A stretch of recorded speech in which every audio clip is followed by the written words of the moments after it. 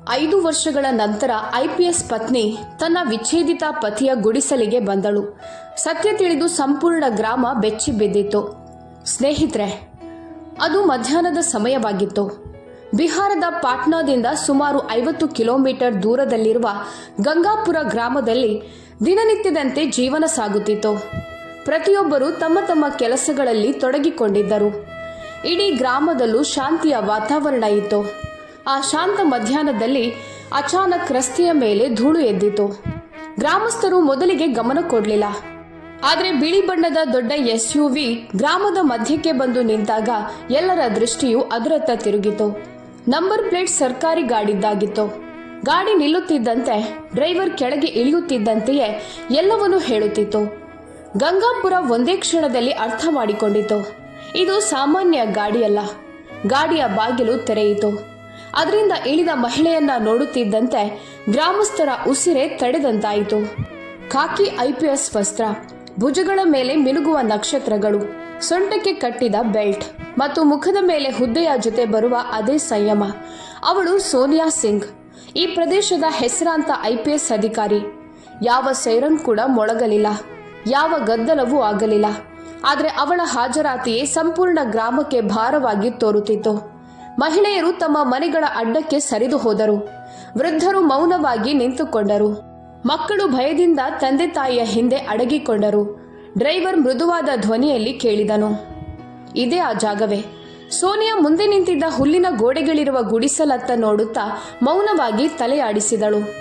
ಅದು 5 ವರ್ಷಗಳ ಹಿಂದೆ ಯಾವುದೇ ಶಬ್ದವಿಲ್ಲದೆ ಒಂದು ಸಂಬಂಧ ಮುರಿದು ಹೋದ ಗುಡಿಸಲು. ಸೋನಿಯಾ ನಿಧಾನವಾಗಿ ಆ ಗುಡಿಸಲತ್ತ ಹೆಜ್ಜೆ ಹಾಕಿದಳು. ಪ್ರತಿ ಹೆಜ್ಜೆಯೊಂದಿಗೆ ಅವಳ ಪದವಿ ಮುಂದೆ ಸಾಗುತ್ತಿದ್ದಂತೆ ಕಾಣುತ್ತಿತ್ತು. ಆದರೆ ಅವಳೊಳಗೆ ಇನ್ನೇನೋ ನಡೆಯುತ್ತಿತ್ತು. ಗುಡಿಸಲ ಒಳಗೆ ಅಜಯ್ ಇದ್ದನು. ಒಂದು ಕಾಲದಲ್ಲಿ ಅವಳ ಪತಿಯಾಗಿದ್ದವನು. ಸೋನಿಯಾ ಬಾಗಿಲಿನ ಮುಂದೆ ಬಂದು ನಿಂತಳು. IPS ವಸ್ತ್ರದಲ್ಲೇ ನಿಂತಿದ್ದಳು. ಸಂಪೂರ್ಣ ವ್ಯವಸ್ಥೆ ಮತ್ತು ಅಧಿಕಾರ ಅವಳ ಜೊತೆ ಇತ್ತು.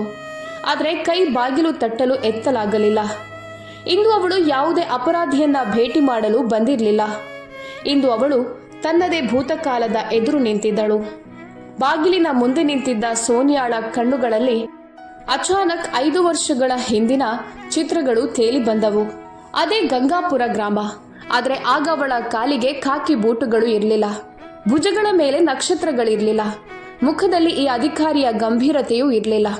ಆಗ ಅವಳ ಕೈಗಳಲ್ಲಿ ಪುಸ್ತಕಗಳು ಇರುತ್ತಿದ್ದವು ಮತ್ತು ಕಣ್ಣುಗಳಲ್ಲಿ ಕನಸುಗಳು. ಸೋನಿಯಾ ವಿಧಿಯನ್ನ ಮೌನವಾಗಿ ಒಪ್ಪಿಕೊಳ್ಳುವ ಹುಡುಗಿಯರಲ್ಲಿ ಒಬ್ಬಳಾಗಿರಲಿಲ್ಲ. ಅವಳು ಪ್ರಶ್ನೆ ಕೇಳುತ್ತಿದ್ದಳು, ಮುಂದೆ ಸಾಗಲು ಬಯಸುತ್ತಿದ್ದಳು. ಅಜಯ್ನನ್ನು ಅವಳು ಮೊದಲ ಬಾರಿ ಕೆರೆಯ ದಡದಲ್ಲಿ ಕಂಡಿದ್ದಳು. ನಿಶ್ಶಬ್ದವಾಗಿ ಜಾಲವನ್ನ ಮಡಚುತ್ತಿದ್ದನು. ಅವನು ಹೆಚ್ಚು ಮಾತನಾಡುತ್ತಿರಲಿಲ್ಲ. ಆದರೆ ಮಾತನಾಡಿದಾಗ ಅವನ ಮಾತು ನೇರವಾಗಿ ಹೃದಯಕ್ಕೆ ತಲುಪುತ್ತಿತ್ತು. ನಿಧಾನವಾಗಿ ಇಬ್ಬರ ಮಧ್ಯೆ ಮಾತುಗಳು ಹೆಚ್ಚಾದವು. ಸೋನಿಯಾ ತನ್ನ ಕನಸುಗಳ ಬಗ್ಗೆ ಹೇಳಿದಳು. ಅಜಯನು ತನ್ನ ಪರಿಸ್ಥಿತಿಗಳ ಬಗ್ಗೆ ಹೇಳಿದನು. ನಾನು ಅಧಿಕಾರಿ ಆಗಬೇಕು, ಸೋನಿಯಾ ಹೇಳಿದಾಗ ಅಜಯನು ನಗದೆ ತಡೆ ಹಿಡಿಯದೆ ಆಗಿಬಿಡು ಎಂದು ಮಾತ್ರ ಹೇಳಿದ್ದ. ಯಾವ ಪ್ರಶ್ನೆಯೂ ಇಲ್ಲ, ಯಾವ ಅನುಮಾನವೂ ಇಲ್ಲ, ಕೇವಲ ನಂಬಿಕೆ ಮಾತ್ರ. ಮದುವೆಯಾದಾಗ ಗ್ರಾಮಸ್ಥರು ಹೇಳಿದ್ರು, ಹುಡುಗಿ ಮುಂದೆ ನಿನ್ನ ಬಿಟ್ಟು ಹೋಗಿಬಿಡ್ತಾಳೆ. ಅಜಯನು ಯಾರಿಗೂ ಏನೂ ಹೇಳಿಲ್ಲ. ಸೋನಿಯಾಳಿಗೂ ಏನೂ ಕೇಳಲಿಲ್ಲ. ಚಿಕ್ಕ ಮನೆ ಇತ್ತು. ಹುಲ್ಲಿನ ಗೋಡೆಗಳು, ಒಂದು ಚಾಪೆ, ಒಂದು ಮೂಲೆಯಲ್ಲಿ ಪುಸ್ತಕಗಳ ರಾಶಿ. ಸೋನಿಯಾ ರಾತ್ರಿ ಓದುತ್ತಿದ್ದಳು. ಅಜಯ್ ಪಕ್ಕದಲ್ಲಿ ಕುಳಿತಿರುತ್ತಿದ್ದನು. ಬೆಳಕಿಗಾಗಿ ದೀಪಗಳನ್ನು ಸರಿಪಡಿಸುತ್ತಿದ್ದ. ಅವಳಿಗೆ ನೀರು ತಂದಿಟ್ಟು ಕೊಡುತ್ತಿದ್ದ. ನನಗೆ ಈಗ ಸಮಯ ಇಲ್ಲ ಅಂತ ಅವನು ಎಂದಿಗೂ ಹೇಳಲಿಲ್ಲ. ಮೊದಲ ಬಾರಿ ಪರೀಕ್ಷೆಯಲ್ಲಿ ಸೋನಿಯಾ ಫೇಲ್ ಆದಾಗ ಅವಳು ಇಡೀ ರಾತ್ರಿ ಅತ್ತಿದ್ದಳು. ಅಜಯ್ ಯಾವುದೇ ಉಪನ್ಯಾಸ ಕೊಡಲಿಲ್ಲ. ಬೆಳಿಗ್ಗೆ ಮಾತ್ರ ಹೇಳಿದನು, ಇಂದು ಹೊಲದಲ್ಲಿ ಹೆಚ್ಚು ಕೆಲಸ ಇದೆ, ಸಂಜೆ ಓದು. ಸೋನಿಯಾ ಒಂದು ಅರ್ಥ ಮಾಡಿಕೊಂಡಳು. ಅವನು ಅವಳನ್ನ ದುರ್ಬಲವಾಗಲು ಬಿಡಲಾರನೆಂದು. 2ನೇ ಬಾರಿ ಕೂಡ ವಿಫಲತೆ ಎದುರಾಯಿತು. ಗ್ರಾಮಸ್ಥರು ಅಪಹಾಸ್ಯ ಮಾಡಿದರು. ಅಜಯ್ ಎಲ್ಲವನ್ನ ಕೇಳಿ ಮೌನವಾಗಿ ಉಳಿದನು. 3ನೇ ಬಾರಿ ಫಲಿತಾಂಶ ಬಂದಾಗ ಸೋನಿಯಾಳ ಹೆಸರು ಪಟ್ಟಿಯಲ್ಲಿತ್ತು. ಅಜಯ್ ಆ ಕಾಗದವನ್ನ ತುಂಬಾ ಹೊತ್ತು ನೋಡುತ್ತಾ ನಿಂತಿದ್ದನು. ನಂತರ ಬಹಳ ನಿಧಾನವಾಗಿ ಹೇಳಿದನು, ಈಗ ನೀನು ಅಧಿಕಾರಿ ಆಗ್ಬಿಟ್ಟೆ. ಆ ಧ್ವನಿಯಲ್ಲಿ ಭಯ ಇರಲಿಲ್ಲ, ಕೇವಲ ಗರ್ವ ಇತ್ತು. ಪೋಸ್ಟಿಂಗ್ ಆದ ಬಳಿಕ ಜೀವನ ಬದಲಾಗತೊಡಗಿತು. ನಗರ, ದೊಡ್ಡ ಮನೆ, ಹೊಸ ಜಗತ್ತು. ಆರಂಭದಲ್ಲಿ ಸೋನಿಯಾ ಗ್ರಾಮದಲ್ಲಿದ್ದಂತೆಯೇ ಇದ್ದಳು. ಅಜಯ್ ನನ್ನ ಜೊತೆಯಲ್ಲೇ ಇಟ್ಟುಕೊಂಡಳು. ಅವನಿಗೆ ಗೌರವ ಕೊಟ್ಟಳು. ಆದರೆ ಬರುಬರುತ್ತಾ ವಸ್ತ್ರದ ತೂಕ ಹೆಚ್ಚಿದಂತೆ ಸಂಬಂಧಗಳು ಹಗುರವಾಗತೊಡಗಿದವು. ಕಚೇರಿಯ ಮಾತುಗಳು ಮನೆಗೂ ಬಂತು. ಮೀಟಿಂಗ್ಗಳು, ಕರೆಗಳು, ಫೈಲ್ಗಳು ಎಲ್ಲವೂ ಹೆಚ್ಚಾಗತೊಡಗಿದವು. ಆದರೆ ಅಜಯ್ ಮಾತ್ರ ಮೊದಲಿನಂತೆ ಇದ್ದ. ಆದರೆ ಈಗ ಅವನು ನಿಧಾನವಾಗಿ ಹೆಚ್ಚು ಮೌನವಾಗುತ್ತಿದ್ದನು. ಒಂದು ದಿನ ಸೋನಿಯಾ ಹೇಳಿದಳು, ಗ್ರಾಮದವರ ಹಾಗೆ ಬಟ್ಟೆ ಹಾಕಿಕೊಳ್ಬೇಡ. ಅಜಯ್ ಮೌನವಾಗಿದ್ದ. ಮರುದಿನ ಹೇಳಿದಳು, ಸೀನಿಯರ್ಗಳು ಬರ್ತಾರೆ, ಸ್ವಲ್ಪ ಜಾಗರೂಕವಾಗಿರು. ಅಜಯ್ ತಲೆ ಆಡಿಸಿದ. ಅವನ ಮೌನ ಈಗ ಸೋನಿಯಾಳಿಗೆ ನೋವಾಗತೊಡಗಿತ್ತು. ಅಜಯನು ಅವಳ ಪ್ರಗತಿಗೆ ಹೊಂದಿಕೆಯಾಗುತ್ತಿಲ್ಲ ಎಂದು ಅವಳಿಗೆ ಅನಿಸತೊಡಗಿತು. ಒಂದು ಸಂಜೆ ಸೋನಿಯಾ ಡಿನ್ನರ್ ಪಾರ್ಟಿ ಮಾಡಿ ಲೇಟಾಗಿ ಮರಳಿದಳು. ಆಗ ಅಜಯನು ಕೇವಲ ಇಷ್ಟೇ ಹೇಳಿದನು, ನೀನು ತುಂಬಾ ಬದಲಾಗಿದ್ಯಾ. ಸೋನಿಯಾ ವಸ್ತ್ರ ಕಳಚುತ್ತಾ ಉತ್ತರಿಸಿದಳು, ಬದಲಾವಣೆ ಆಗ್ಬೇಕಾಗುತ್ತದೆ. ನಿನ್ನಂತೆ ಎಲ್ರಿಗೂ ಇರಲು ಸಾಧ್ಯ ಇಲ್ಲ. ಮೊದಲ ಬಾರಿ ಅಜಯನ ಮಾತು ಮುಂದುವರಿಸಿದನು ಮತ್ತು ಕೇಳಿದನು, ನಾನು ನಿನ್ಗೆ ತೊಂದರೆಯಾಗ್ತಿದ್ದೇನಾ? ಸೋನಿಯಾ ಏನೂ ಯೋಚಿಸದೆ ಹೌದು ಎಂದು ಹೇಳಿಬಿಟ್ಟಳು. ಆ ಒಂದು ಪದ ಅಜಯನ ಒಳಗೆ ಬಹಳ ಆಳ ಕೇಳಿಸಿತು. ಆ ರಾತ್ರಿ ಅವನು ಊಟ ಮಾಡಲಿಲ್ಲ. ಆದರೆ ಅದನ್ನ ಸೋನಿಯಾ ಗಮನಿಸಲಿಲ್ಲ. ಜಗಳಗಳು ಹೆಚ್ಚುತ್ತಾ ಹೋದವು. ಸೋನಿಯಾಳಿಗೆ ಅನಿಸಿತು, ಅಜಯ್ ತನ್ನನ್ನು ತಡೆಯುತ್ತಿದ್ದಾನೆ ಎಂದು ಭಾವಿಸಿದಳು. ಅಜಯನಿಗೆ ತಾನು ಬದಲಾಗುತ್ತಿದ್ದೇನೆ ಅಂತ ಅನ್ನಿಸಿತು. ಒಂದು ದಿನ ಸೋನಿಯಾ ಸ್ಪಷ್ಟವಾಗಿ ಹೇಳಿದಳು, ಈ ಸಂಬಂಧವನ್ನು ನಾನು ಮುಂದುವರಿಸಲು ಸಾಧ್ಯ ಇಲ್ಲ. ಅಜಯನು ತುಂಬಾ ಹೊತ್ತು ಮೌನವಾಗಿದ್ದ. ನಂತರ ಹೇಳಿದನು, ಸರಿ ಹಾಗಾದ್ರೆ ಬಿಡು. ಆ ಧ್ವನಿಯಲ್ಲಿ ಕೋಪ ಇರಲಿಲ್ಲ, ಕೇವಲ ದಣಿವು ಮಾತ್ರ ಇತ್ತು. ವಿಚ್ಛೇದನದ ಕಾಗದಗಳ ಮೇಲೆ ಸಹಿ ಆಯಿತು. ಯಾವ ಅಳುವಿಲ್ಲ, ಯಾವ ಗದ್ದಲ ಇಲ್ಲ, ಯಾವ ಸಂಧಾನವೂ ಇಲ್ಲ. ಸೋನಿಯಾ ತಾನು ಸರಿಯಾದ ನಿರ್ಧಾರ ತೆಗೆದುಕೊಂಡೆ ಎಂದುಕೊಂಡಳು ಮತ್ತು ಅಜಯನು ಮತ್ತೆ ಗ್ರಾಮಕ್ಕೆ ಹಿಂತಿರುಗಿ ಬಿಟ್ಟನು. ಯಾವುದೇ ದೂರು ಅವನಲ್ಲಿರಲಿಲ್ಲ. ಈಗ ಸೋನಿಯಾ ಮತ್ತೆ ಅದೇ ಗುಡಿಸಲ ಮುಂದೆ ನಿಂತಿದ್ದಳು. ಖಾಕಿ ವಸ್ತ್ರದಲ್ಲಿ, ಸರ್ಕಾರಿ ವಾಹನದ ಜೊತೆ, ತನ್ನ ಸ್ಥಾನಮಾನವನ್ನೆಲ್ಲ ಹೊತ್ತುಕೊಂಡು. ಆದರೆ ಈ ಬಾರಿ ಅವಳ ಪದವಿ ಮುಂದೆ ನಡೆಯುತ್ತಿರಲಿಲ್ಲ. ಬದಲಿಗೆ ಅವಳ ಒಳಗಡೆ ಬೇರೆ ಏನೋ ತುಂಬಾ ಹಗುರವಾಗಿ ಕೆಲಸ ಮಾಡ್ತಿತ್ತು. ಹೇಗೆಂದರೆ ಹಳೆಯ ನೋವು ಏಕಾಏಕಿ ಮತ್ತೆ ಕಾಣಿಸಿಕೊಂಡಂತೆ. ಗುಡಿಸಲು ಅದೇ ರೀತಿಯಲ್ಲೇ ಇತ್ತು. ಹುಲ್ಲಿನ ಗೋಡೆಗಳು, ಸ್ವಲ್ಪ ವಾಲಿದ ಮೇಲ್ಛಾವಣಿ ಮತ್ತು ಮುಂದೆ ಮಣ್ಣಿನ ಮೇಲೆ ಬಿದ್ದ ಹಳೆಯ ಕಾಲಿನ ಗುರುತುಗಳು. ಹೆಜ್ಜೆ ಮುಂದಿಡುವ ಮೊದಲು ತನ್ನನ್ನು ತಾನೇ ಕೇಳಿಕೊಂಡಂತೆ, ನಾನಿಲ್ಲಿ ಯಾಕೆ ಬಂದಿದ್ದೇನೆ ಎಂದು ಯೋಚಿಸುತ್ತಾ ಸೋನಿಯಾ ಕೆಲ ಕ್ಷಣ ಹಾಗೆ ನಿಂತಿದ್ದಳು. ನಂತರ ಅವಳು ಬಾಗಿಲಿಗೆ ತಟ್ಟಿದಳು. ಧ್ವನಿ ತುಂಬಾ ಮೃದುವಾಗಿತ್ತು, ಆದರೆ ಆ ಮೌನದಲ್ಲಿ ಅದು ಸಾಕಷ್ಟು ಜೋರಾಗಿತ್ತು. ಒಳಗಿಂದ ಸ್ವಲ್ಪ ಹೊತ್ತಿನ ನಂತರ ಒಂದು ಸಣ್ಣದಾದ ಧ್ವನಿ ಕೇಳಿ ಬಂತು, ಬರ್ತಿದ್ದೇನೆ. ಬಾಗಿಲು ತೆರೆಯಿತು. ಅಜಯನು ಎದುರಿನಲ್ಲಿ ನಿಂತಿದ್ದನು. ಅದೇ ವ್ಯಕ್ತಿ, ಆದರೆ ಸಂಪೂರ್ಣವಾಗಿ ಬದಲಾಗಿದ್ದ ಮುಖ.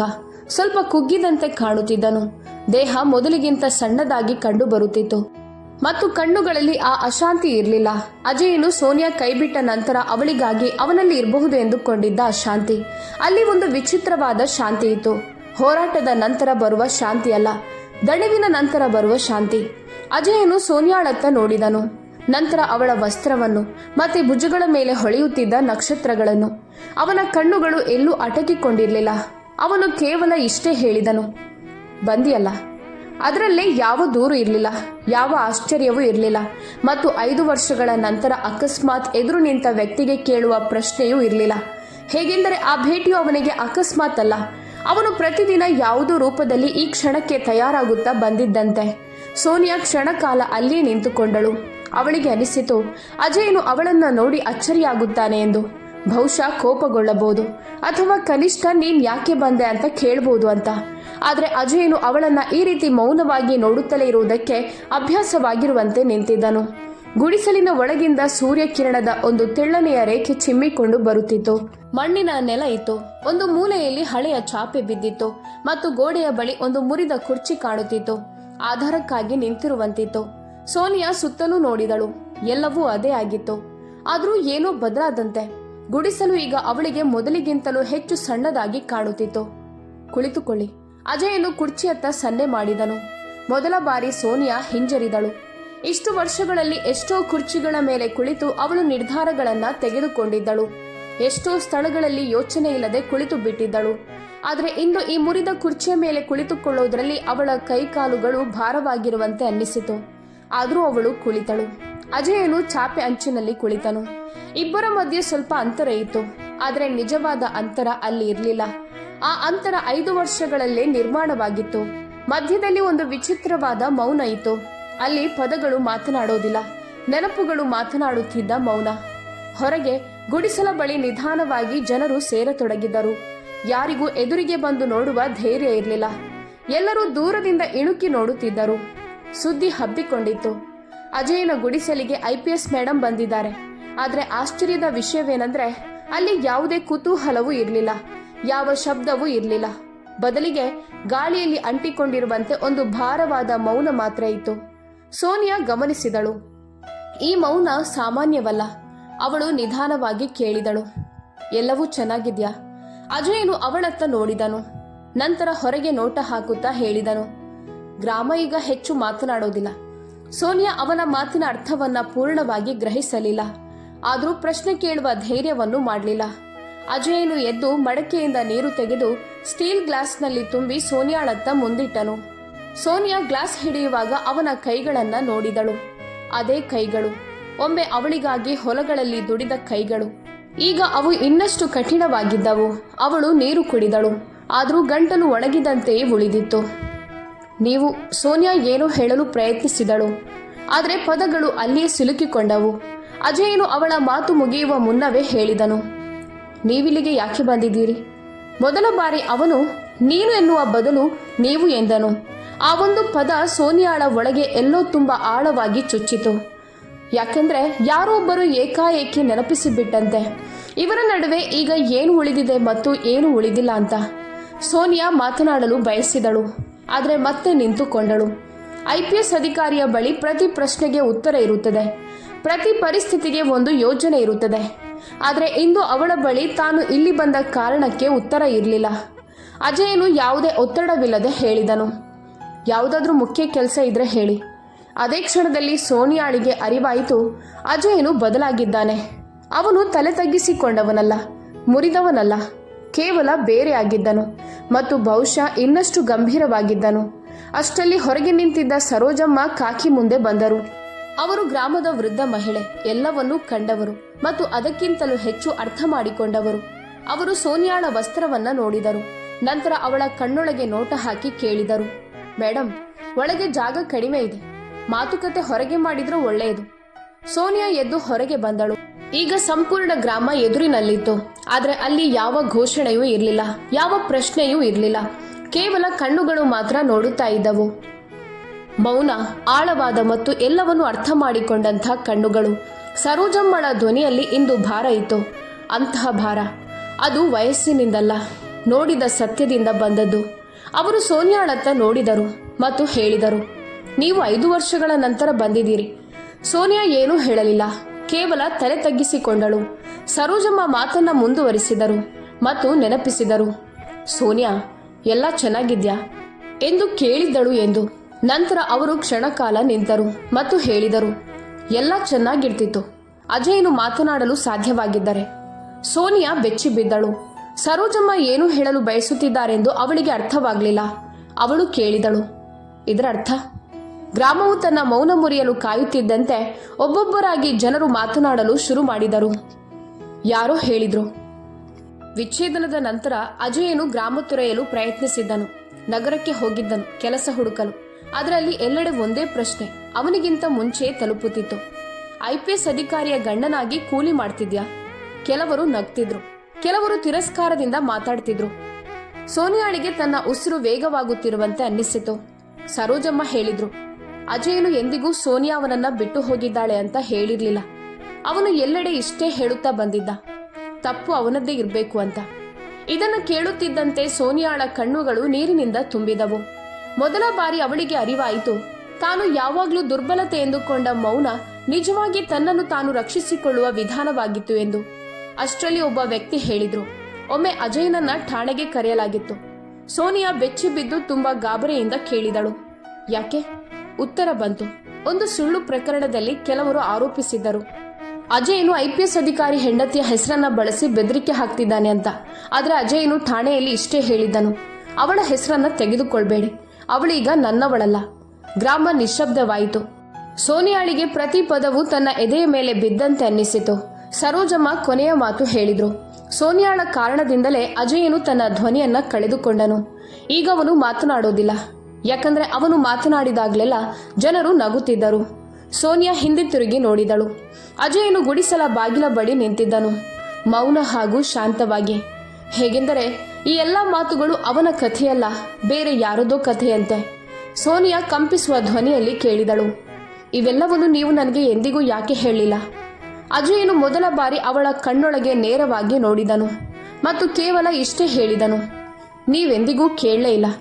ಆ ವಾಕ್ಯ ಸೋನಿಯಾಳಿಗೆ ಒಂದು ಕಪಾಳ ಮೋಕ್ಷಕ್ಕಿಂತ ಕಡಿಮೆಯಾಗಿರಲಿಲ್ಲ. ಗ್ರಾಮ ಮತ್ತೆ ಮೌನಗೊಂಡಿತು. ಈಗ ಸೋನಿಯಾಳಿಗೆ ಸ್ಪಷ್ಟವಾಗತೊಡಗಿತು, ಇದು ಕೇವಲ ಮುರಿದ ಸಂಬಂಧವಲ್ಲ, ಇದೊಬ್ಬ ಮನುಷ್ಯನು ಮೌನವಾಗಿ ಕೊಟ್ಟ ತ್ಯಾಗ.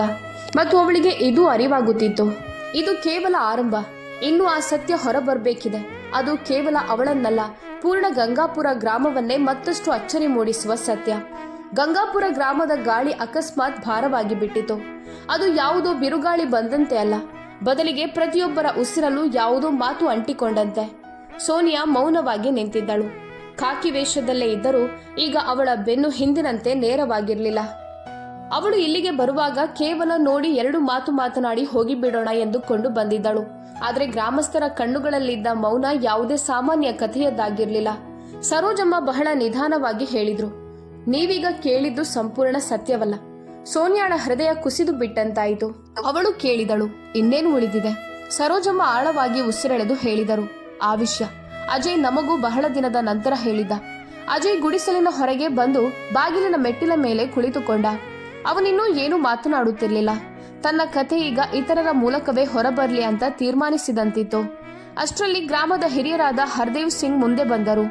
ಅವರು ಸೋನಿಯಾಳ ವೇಷವನ್ನ ನೋಡಿ ನಂತರ ಆಕಾಶದತ್ತ ನೋಡುತ್ತಾ ಹೇಳಿದರು, ವಿಚ್ಛೇದನ ಆದ ಸುಮಾರು 6 ತಿಂಗಳ ನಂತರ ಒಂದು ರಾತ್ರಿ ಅಜಯ್ ಗ್ರಾಮಕ್ಕೆ ಮರಳಿ ಬಂದಿದ್ದ. ಅವನ ಮುಖದಲ್ಲಿ ಗಾಯಗಳಿದ್ದವು. ಸೋನಿಯಾ ಆತಂಕದಿಂದ ಕೇಳಿದಳು, ಯಾವ ತರಹದ ಗಾಯ?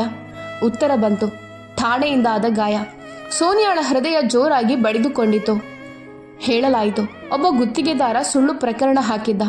ಅಜಯ್ IPS ಅಧಿಕಾರಿ ಹೆಂಡತಿಯ ಹೆಸರನ್ನ ಬಳಸಿಕೊಂಡು ಬೆದರಿಸ್ತಾನೆ ಅಂತ ಹೇಳಿದ್ದ. ಠಾಣೆಯಲ್ಲಿ ಅವನನ್ನ ಗಂಟೆಗಟ್ಟಲೆ ಕೂರಿಸಿದ್ದರು. ವಿಚಾರಣೆ ನಡೆಯಿತು. ಯಾರೋ ಒಬ್ರು, ನಿನ್ನ ಹೆಂಡತಿಗೆ ಒಮ್ಮೆ ಫೋನ್ ಮಾಡು, ಅವಳು IPS, 1 ನಿಮಿಷದಲ್ಲೇ ಬಿಡುತ್ತಾರೆ ಅಂತ ಹೇಳಿದ್ರು. ಆದ್ರೆ ಅಜಯ್ ಸ್ಪಷ್ಟವಾಗಿ ಹೇಳಿದ್ದ, ಅವಳು ನನ್ನ ಹೆಂಡತಿಯಲ್ಲ, ಅವಳ ಹೆಸರನ್ನ ಹೇಳ್ಬೇಡಿ ಅಂತ. ಸೋನಿಯಾಳ ತಲೆ ತಾನೇ ಕೆಳಗೆ ಬಿತ್ತು. ಸರೋಜಮ್ಮ ಹೇಳಿದ್ರು, ಆ ರಾತ್ರಿ ಅಜಯ್ ನಿಮ್ಮ ಸಹಾಯ ಕೇಳ್ಬೋದಿತ್ತು, ಆದ್ರೆ ಕೇಳಲಿಲ್ಲ. ಅವನು ಹೇಳಿದ್ದ, ನನ್ನ ಹೆಸರಿನಿಂದ ಸೋನಿಯಾಳ ಗೌರವಕ್ಕೆ ಧಕ್ಕೆಯಾದ್ರೆ ನಾನು ನನ್ನನ್ನೇ ಕ್ಷಮಿಸಿಕೊಳ್ಳಲಾರೆ ಅಂತ. ಸೋನಿಯಾಳ ಕಣ್ಣೀರು ಹರಿಯತೊಡಗಿದವು. ಅವುಗಳನ್ನ ತಡೆಯಲು ಅವಳಿಗೆ ಸಾಧ್ಯವಾಗಲಿಲ್ಲ. ಮೊದಲ ಬಾರಿಗೆ ಅವಳಿಗೆ ಅರ್ಥವಾಯಿತು, ಅವಳು ಸದಾ ದುರ್ಬಲನೆಂದು ಭಾವಿಸಿದ್ದ ಆ ವ್ಯಕ್ತಿ ತನ್ನ ಶಕ್ತಿಯ ಅತಿ ದೊಡ್ಡ ಬೆಲೆಯನ್ನು ತಾನೇ ಕಟ್ಟಿದ್ದ. ಸರೋಜಮ್ಮ ಕೊನೆಯ ಮಾತು ಹೇಳಿದ್ರು, ಅಜಯ್ ನಿಮ್ಮಿಂದ ದೂರ ಉಳಿದದ್ದು ದ್ವೇಷದಿಂದಲ್ಲ, ಅವನು ದೂರ ಉಳಿದದ್ದು ನಿಮ್ಮ ಗುರುತು ತನ್ನ ಪರಿಸ್ಥಿತಿಗಿಂತ ಚಿಕ್ಕದಾಗಿ ಕಾಣಬಾರ್ದು ಅಂತ. ಪೂರ್ಣ ಗ್ರಾಮ ಮೌನವಾಗಿತ್ತು. ಸೋನಿಯಾಳಿಗೆ ಅನಿಸಿತು, ಅವಳು ನಿಂತಿಲ್ಲ, ಒಳಗೊಳಗೆ ಎಲ್ಲೋ ಕುಸಿದು ಬೀಳುತ್ತಿದ್ದಾಳೆ ಎಂದು. ಅವಳು ಅಜಯ್ ಕಡೆ ನೋಡಿ ಹೇಳಿದಳು, ಇದೆಲ್ಲವೂ ಸತ್ಯನಾ? ಅಜಯ್ ತಲೆ ಆಡಿಸಿದ ಅಷ್ಟೆ. ಸೋನಿಯಾ ಮತ್ತೆ ಕೇಳಿದಳು, ನೀವು ನನಗೆ ಇದನ್ನ ಎಂದಿಗೂ ಯಾಕೆ ಹೇಳಿಲ್ಲ? ಅಜಯ್ ಮೊದಲ ಬಾರಿಗೆ ದೀರ್ಘವಾಗಿ ಮಾತನಾಡಿದ. ಶಾಂತ ಸ್ವರದಲ್ಲಿ ಹೇಳಿದ, ನೀವು ಅಧಿಕಾರಿ, ನಿಮ್ಗೆ ತೊಂದರೆ ಆಗ್ಬಾರ್ದು ಅಂತ ಅಂದುಕೊಂಡೆ. ನೀವು ಮೇಲಕ್ಕೆ ಹೋಗ್ತಿದ್ರಿ, ನಾನು ಕೆಳಗೆ ಉಳಿದು ನಿಮ್ಮ ಹೆಸರನ್ನ ಸ್ವಚ್ಛವಾಗಿಡಬೇಕು ಎಂದುಕೊಂಡೆ. ಗ್ರಾಮದ ಕಣ್ಣುಗಳು ತುಂಬಿ ಬಂದವು. ಸೋನಿಯಾ ಮೊದಲ ಬಾರಿಗೆ ತನ್ನ ಭುಜಗಳ ಮೇಲಿನ ನಕ್ಷತ್ರಗಳನ್ನ ನೋಡಿದಳು. ಇಂದು ಅವಳಿಗೆ ಭಾರವಾಗಿ ಅನ್ನಿಸಿದವು. ಅವಳು ನಿಧಾನವಾಗಿ ಹೇಳಿದಳು, ನನಗೆ ಗೊತ್ತಿದ್ರೆ. ಅಜಯ್ ಮಧ್ಯದಲ್ಲೇ ನಿಲ್ಲಿಸಿ ಹೇಳಿದ, ಈಗಾಗಲೇ ಗೊತ್ತಾಗಿದೆ. ಅವನ ಮಾತಿನಲ್ಲಿ ಆರೋಪವಿರಲಿಲ್ಲ, ಕೇವಲ ಸ್ಪಷ್ಟವಾದ ಒಂದು ಗಡಿ ಮಾತ್ರ ಇತ್ತು.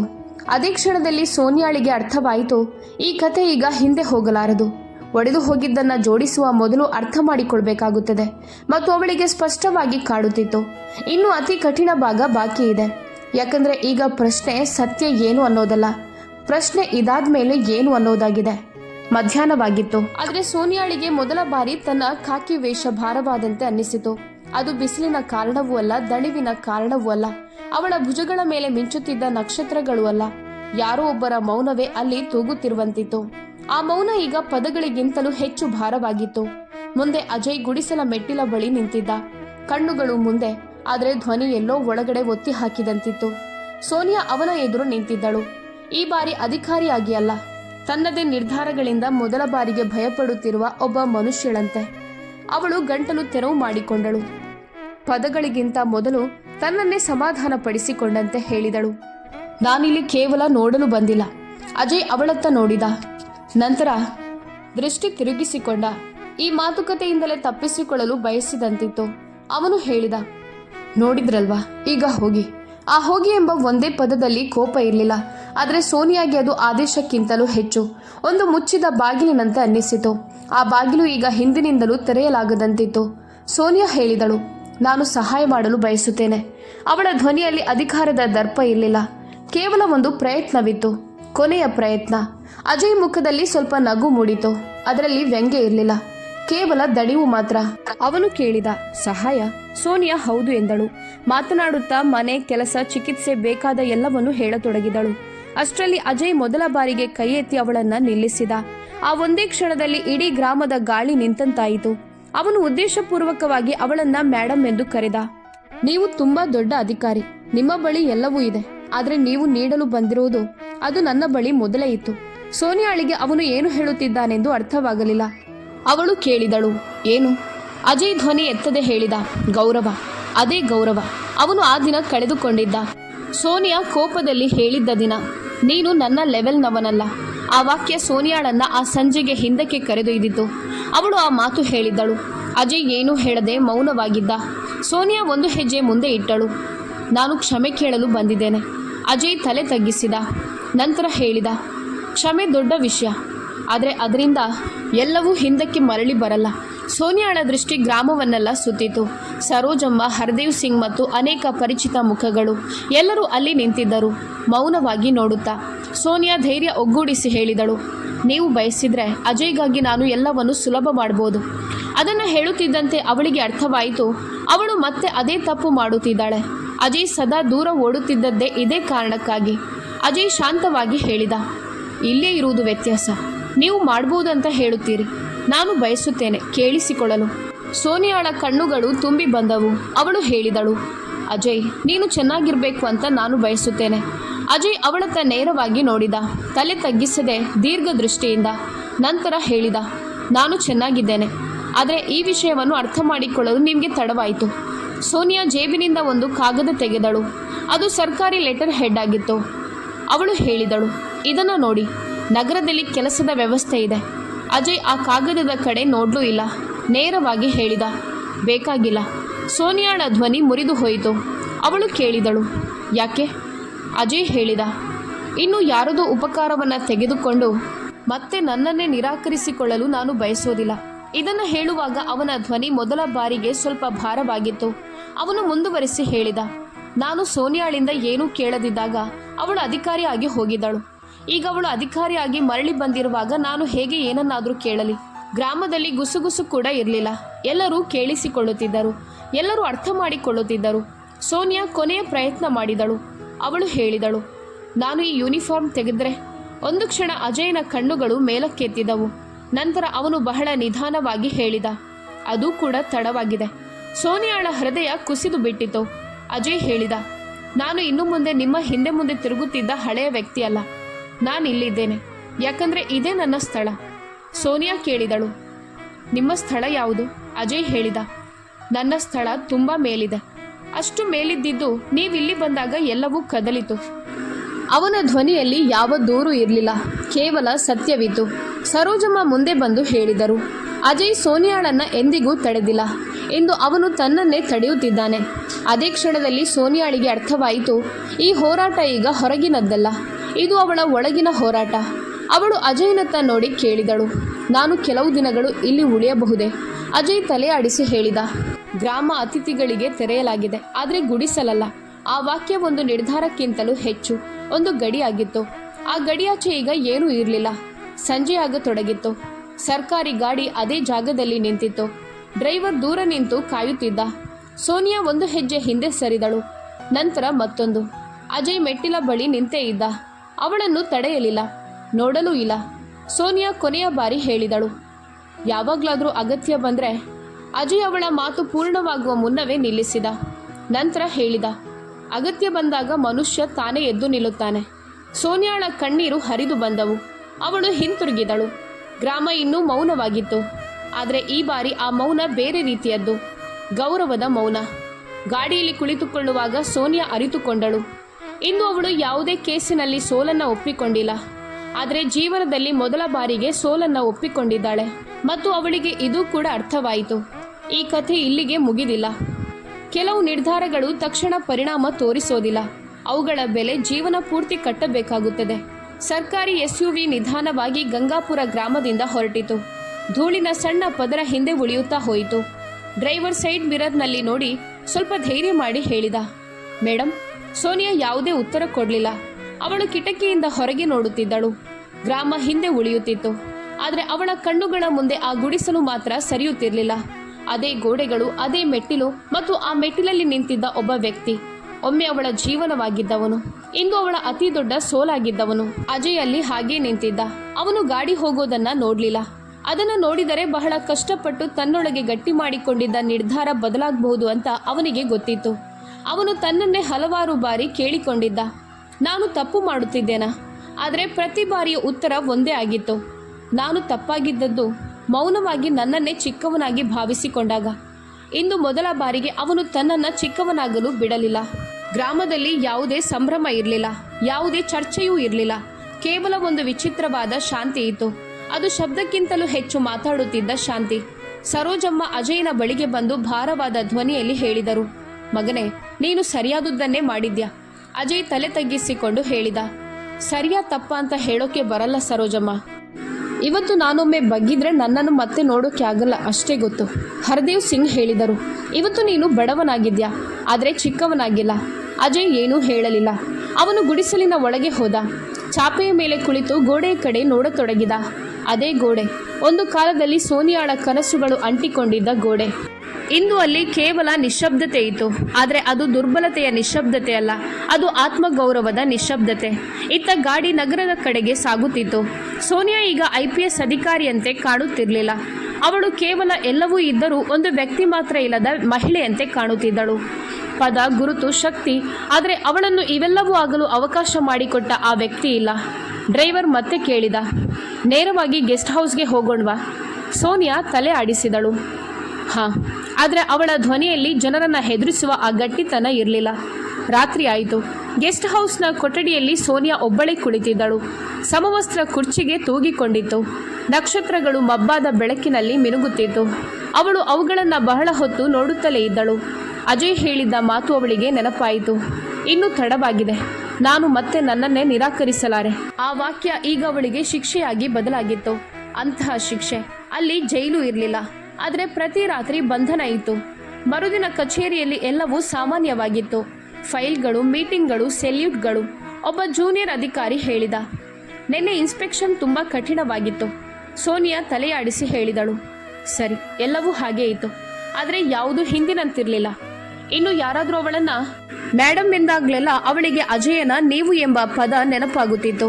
ಇನ್ನು ಯಾರಾದರೂ ಅವಳ ನಿರ್ಧಾರಗಳನ್ನು ಹೊಗಳಿದಾಗ ಒಂದು ದಿನ ಅವಳು ಒಬ್ಬ ವ್ಯಕ್ತಿಯನ್ನ ತನ್ನ ಮಟ್ಟದವನಲ್ಲ ಎಂದು ಭಾವಿಸಿದ್ದ ಕ್ಷಣ ನೆನಪಾಗುತ್ತಿತ್ತು. ತಿಂಗಳುಗಳು ಕಳೆದು ಹೋದವು. ಸೋನಿಯಾಗೆ ವರ್ಗಾವಣೆಯಾಯಿತು. ಹೊಸ ಜಾಗ, ಹೊಸ ಜವಾಬ್ದಾರಿಗಳು. ಪದವಿ ಹೆಚ್ಚಾಯಿತು. ಹೆಸರು ಇನ್ನೂ ದೊಡ್ಡದಾಯಿತು. ಆದರೆ ರಾತ್ರಿಗಳು ಇನ್ನೂ ಉದ್ದವಾಗುತ್ತಾ ಹೋಯಿತು. ಪ್ರತಿ ಬಾರಿ ಅವಳು ಕನ್ನಡಿ ಮುಂದೆ ನಿಂತಾಗ ಅವಳಿಗೆ ಸಮವಸ್ತ್ರ ಕಾಣಿಸುತ್ತಿರಲಿಲ್ಲ. ಅವಳಿಗೆ ಆ ಮಹಿಳೆ ಕಾಣಿಸುತ್ತಿದ್ದಳು. ಸಮಯಕ್ಕೆ ಸರಿಯಾಗಿ ನಿಂತಿದ್ದರೆ ಇವತ್ತು ಅವಳು ಒಂಟಿಯಾಗುತ್ತಿರಲಿಲ್ಲ ಎಂದು ಅವಳಿಗೆ ಅನಿಸಿತು. ಮತ್ತು ಅಜಯ್ ಹಾಗೇ ಇದ್ದ. ಅದೇ ಗುಡಿಸಲು, ಅದೇ ಕೆಲಸ, ಅದೇ ಸರಳ ಜೀವನ. ಆದರೆ ಈಗ ಗ್ರಾಮದಲ್ಲಿ ಜನ ಅವನನ್ನು ತಲೆ ತಗ್ಗಿಸಿ ನೋಡುತ್ತಿದ್ದರು. ಯಾರೂ IPS ಅಧಿಕಾರಿಯ ಗಂಡ ಅಂತ ಹೇಳುತ್ತಿರಲಿಲ್ಲ. ಎಲ್ಲರೂ ಹೇಳುತ್ತಿದ್ದರು, ಅವನು ಅಧಿಕಾರಿಯ ಎದುರಿಗೂ ತನ್ನನ್ನು ಮಾರಿಕೊಂಡಿಲ್ಲದ ಮನುಷ್ಯ. ಅಜಯ್ ಎಂದಿಗೂ ಸೋನಿಯಾಳ ಸಹಾಯವನ್ನು ತೆಗೆದುಕೊಳ್ಳಲಿಲ್ಲ. ಅವಳ ಹೆಸರಿನ ಆಧಾರವನ್ನು ಬಳಸಲಿಲ್ಲ. ಅವನು ತಿಳಿದಿದ್ದ, ಗೌರವ ಸಾಲವಾಗಿ ತೆಗೆದುಕೊಂಡರೆ ಆತ್ಮವೇ ಸಾಲಗಾರನಾಗುತ್ತದೆ. ಒಂದು ದಿನ ಗ್ರಾಮಕ್ಕೆ ಸುದ್ದಿ ಬಂತು, ಮೇಡಮ್ ದೊಡ್ಡ ಆಪರೇಷನ್ ಮಾಡಿದ್ದಾರೆ. ಜನ ಹೇಳಿದರು, ಅವಳು ತುಂಬಾ ದೊಡ್ಡ ಅಧಿಕಾರಿ. ಅಜಯ್ ಕೇಳಿದ, ಮೌನವಾಗಿ ಉಳಿದ. ಅವನೆಂದಿಗೂ ಶಾಪ ನೀಡಲಿಲ್ಲ, ದೂರು ಹೇಳಲಿಲ್ಲ. ಅವನಿಗೆ ಸೋನಿಯಾ ಈಗ ಒಂದು ಮುಗಿದ ಅಧ್ಯಾಯವಾಗಿದ್ದಳು. ಅದರಿಂದ ಪಾಠ ಸಿಕ್ಕಿತ್ತು. ಆದರೆ ಮತ್ತೆ ಓದಬೇಕಾದ ಅಗತ್ಯ ಇರಲಿಲ್ಲ. ಬಹುವರ್ಷಗಳ ನಂತರ ಒಂದು ಕಾನ್ಫರೆನ್ಸ್ನಲ್ಲಿ ಸೋನಿಯಾ ವೇದಿಕೆಯ ಮೇಲೆ ಕುಳಿತಿದ್ದಳು. ಚಪ್ಪಾಳೆಗಳು ಮೊಳಗುತ್ತಿದ್ದವು. ಆದರೆ ಅಚಾನಕ್ ಅವಳಿಗೆ ಅನ್ನಿಸಿತು, ಆ ಚಪ್ಪಾಳೆಗಳು ಅವಳಿಗಲ್ಲ, ಅವಳು ಎಂದಿಗೂ ತೆಗೆದುಕೊಳ್ಳದ ಒಂದು ನಿರ್ಧಾರಕ್ಕೆ ಮೊಳಗುತ್ತಿದ್ದವು. ಅವಳು ಕಣ್ಣುಗಳನ್ನು ಮುಚ್ಚಿಕೊಂಡಳು. ಮತ್ತು ಮೊದಲ ಬಾರಿಗೆ ತೆರೆಯಾದ ವೇದಿಕೆಯ ಮೇಲೆ ಅಲ್ಲ, ತನ್ನೊಳಗೆ ಒಡೆದು ಬಿದ್ದಳು. ಒಬ್ಬ ಮನುಷ್ಯ ತನ್ನ ಆತ್ಮ ಗೌರವವನ್ನು ಉಳಿಸಿಕೊಂಡನು. ಒಬ್ಬ ಮಹಿಳೆ ತನ್ನ ಪದವಿ, ಪ್ರತಿಷ್ಠೆ ಮತ್ತು ಶಕ್ತಿಯನ್ನು ಉಳಿಸಿಕೊಂಡಳು. ಆದರೆ ಜೀವನ ಪೂರ್ತಿ ಕಾಡುವಂಥ ಒಂದು ಚುಚ್ಚುವ ನೋವನ್ನು ಜೊತೆಯಾಗಿ ತೆಗೆದುಕೊಂಡಳು. ಆ ನೋವು ಪ್ರತಿಯೊಂದು ಸೆಲ್ಯೂಟ್ ಮತ್ತು ಪ್ರತಿಯೊಂದು ಚಪ್ಪಾಳೆಗಳ ನಡುವೆಯೂ ಅವಳಿಗೆ ಮತ್ತೆ ಮತ್ತೆ ನೆನಪಿಸುತ್ತಲೇ ಇತ್ತು. ಕೆಲವು ಸಂಬಂಧಗಳನ್ನು ತಡವಾಗಿ ಅರ್ಥ ಮಾಡಿಕೊಂಡರೆ ಕ್ಷಮೆಯೂ ಕೂಡ ಸೋಲಾಗಿ ಬದಲಾಗುತ್ತದೆ. ಇದೇ ಕಾರಣಕ್ಕೆ ಆ ದಿನ ಗಂಗಾಪುರ ಗ್ರಾಮ ಕೇವಲ ಒಂದು ಘಟನೆ ಆಗಿರಲಿಲ್ಲ, ಅದು ಇತಿಹಾಸವಾಗಿ ಬಿಟ್ಟಿತ್ತು. ಇದೀಗ ಪ್ರಶ್ನೆ ನಿಮ್ಮದು. ನೀವು ಅಜಯನ ಸ್ಥಾನದಲ್ಲಿದ್ದರೆ ಆತ್ಮಗೌರವಕ್ಕಾಗಿ ಅದೇ ನಿರ್ಧಾರ ತೆಗೆದುಕೊಳ್ತಿದ್ರಾ?